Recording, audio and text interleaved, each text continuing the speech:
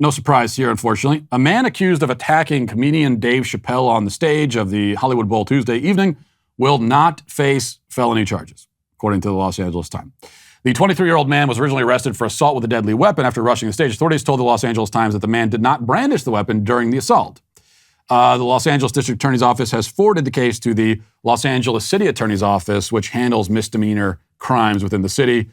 Chappelle was performing on stage for a Netflix comedy special when he was assailed. It did not appear he was injured by the assault. So this is someone who rushed on stage in the middle of this comedy festival and tackled Dave Chappelle to the ground and had a deadly weapon on him. He had a knife that was, oddly enough, hidden inside a replica gun. That part I don't understand. Well, I do understand it. This guy's a lunatic. So there's a lunatic who physically attacked Dave Chappelle on stage, had a knife on him, and the Los Angeles District Attorney, desperately looking for any reason, to let a violent criminal off the hook. What they're saying is, well, he didn't technically brandish the weapon. He just had it on him.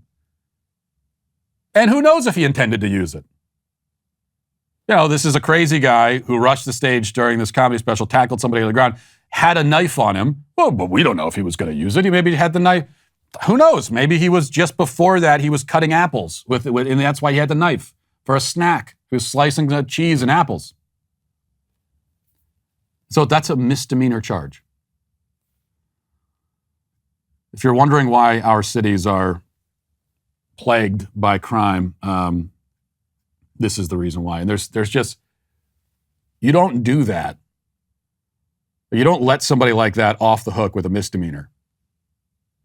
Twisting yourself into logical pretzels here to justify making that a misdemeanor crime. You don't do that unless you want more crime, which in the end is what these people actually want. And I think they also want, I think especially on the radical leftists,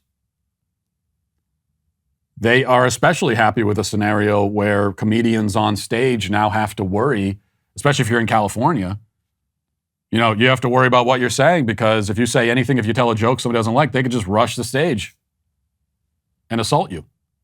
Because now we have two high-profile examples of that happening, of a comedian in the span of just a few weeks. A comedian being physically assaulted on stage. And in one case, there were no criminal charges. In the other case, maybe a misdemeanor, although they haven't even confirmed that there will be a misdemeanor charge. There might be no charge at all. So again, you don't do that unless you actually want more of that kind of behavior, which is what you're going to get. Telling people words are violence, jokes are harmful, and then also letting them know, with a wink and a nudge that, hey, if you assault a comedian on stage, maybe you'll get a fine at most. Listen, hit that subscribe button right now. Do it right now. I thank you for your compliance. It is somewhat appreciated.